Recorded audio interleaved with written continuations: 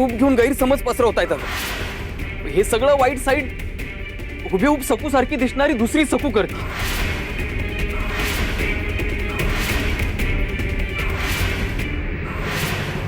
हे खोट आहे.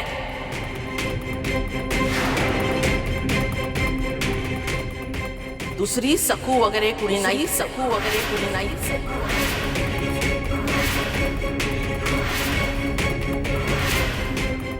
अहो सासूबाई खरंच आहे आणि तीच हे सगळं करते. नाही. माझा मुलगा असला तरी मी तुला सांगते जाणी, दिगू धादांत खोटं बोलतोय. ही त्याची बायको चेटकीड आहे, चेटकीड.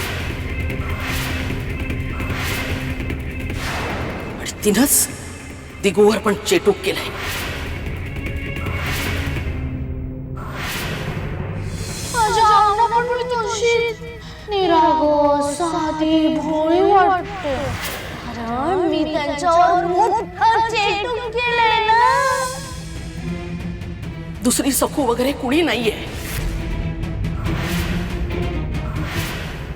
रमाई, हे काय बोलतेस तू? बरोबर तेच बोलतेय. हा या चेटकिणीचा गुलाम झालाय, गुलाम.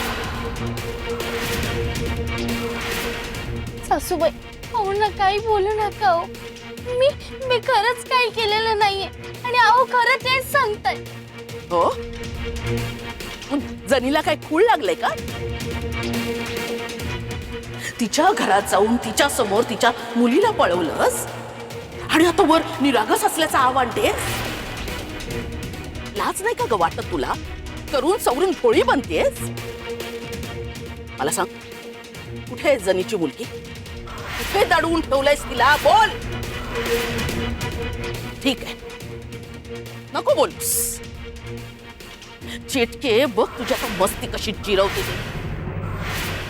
भाऊजी चला, या सकूला गावासमोर घेऊन जाऊया. हिचे प्रताप दिवसेंदिवस वाढतच चालले. गावकऱ्यांनाच काय तो हिचा न्याय निवाडा करू दे. चला चल. अहो सासूबाई सकूला कुणीही हात लावायचा नाही.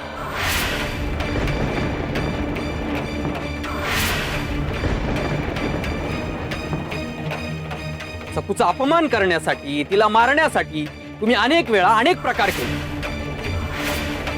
मला काही दिसत नाही की मला अक्कल नाहीये. पण आता मी ते होऊ देणार नाही. मी स्वतः माझ्या डोळ्यांनी बघितलंय. सकू खरं सांगते, दुसरी सकू आहे आणि तीच हे सगळं करते. मग ही सकू निर्दोष असताना